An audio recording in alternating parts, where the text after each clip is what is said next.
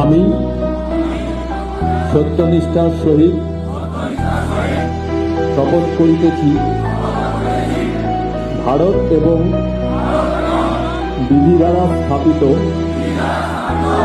ভারতের সংবিধানের প্রতি আমি অকপট শ্রদ্ধা, আনুগত্য ও নিষ্ঠা পোষণ করিব। ভারতের সার্বভৌমত্ব ও অখণ্ডতা রক্ষা করিব। আমার পদের কর্তব্য সমূহ নিষ্ঠাপূর্বক, সাধুতা সহকারে ও বিনা পক্ষপাতে নির্বাহ করিব। এতদুদ্দেশ্যে ঈশ্বর আমার সহায় হউন।